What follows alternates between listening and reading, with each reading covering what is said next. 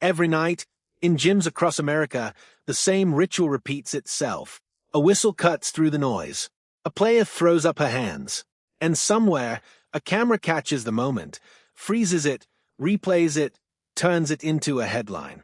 But there's one player for whom this ritual has become something else entirely. Something bigger. Something almost mythic. Her name is Caitlin Clark, and every time she opens her mouth to a referee, the entire basketball world seems to hold its breath. Let me take you back to where this really started. Not in the WNBA. Not even in the pros. Back to a college gymnasium in Iowa, where a young point guard was breaking records so fast that the scoreboard could barely keep up. She was electric, unstoppable. But there was something else building alongside the highlight reels, a tension, a murmur, a question that followed her from game to game. Why does she argue so much with the referees? It got so loud that even her own father couldn't ignore it.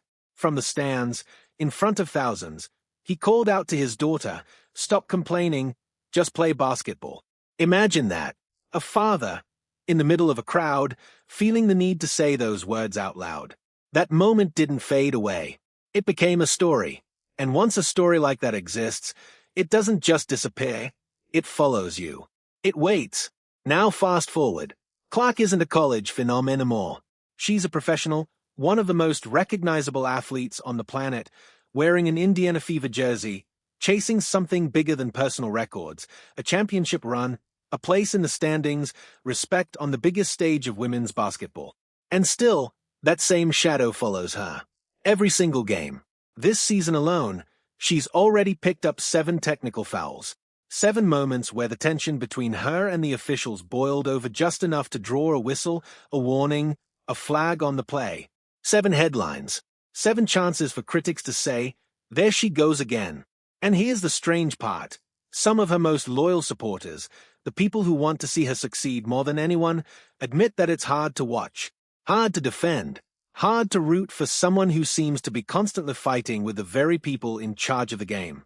But then, into this storm, steps a voice that refuses to accept the easy narrative.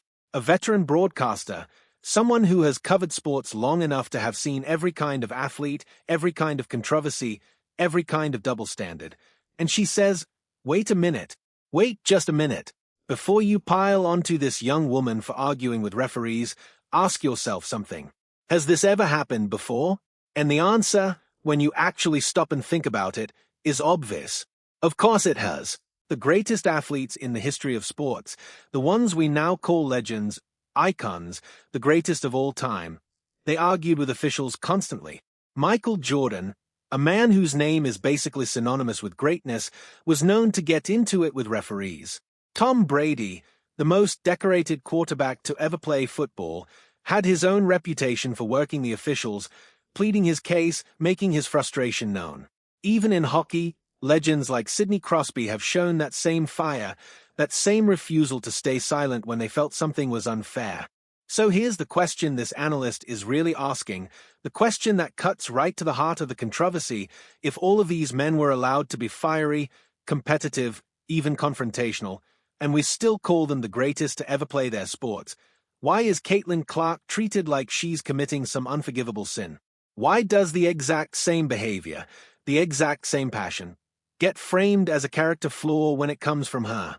It's a question that doesn't have a simple answer, because underneath it lies something deeper, something that goes beyond basketball, beyond technical fouls, beyond who said what to which referee. It touches on how we judge athletes differently depending on who they are. It touches on legacy, on fairness, on the impossible standards we set for young stars before they've even had the chance to finish writing their story. And make no mistake, there are people who will push back hard on this comparison. They'll say, "Wait, you can't put Clark in the same sentence as Jordan and Brady. Those men won championships, multiple championships, dynasties. Clark hasn't won it all, not in high school, not in college, not yet in the pros." To some critics, even mentioning her name next to those legends feels like a privilege she hasn't earned. It feels, to them, like special treatment dressed up as a defense. But maybe that's exactly the point being made. Maybe the argument was never about comparing championship rings. Maybe it was about something far simpler, about how we react in the moment, in real time, to competitive fire. Because right now, today, in this very season, Clark is producing numbers that demand attention. She's averaging over 21 points a game, nearly 8 assists a night, threading passes through defenses that are built specifically to stop her.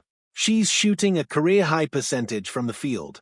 And in one electric performance against Seattle, she exploded for 32 points in a decisive win. The Fever are winning. 18 wins, 10 losses.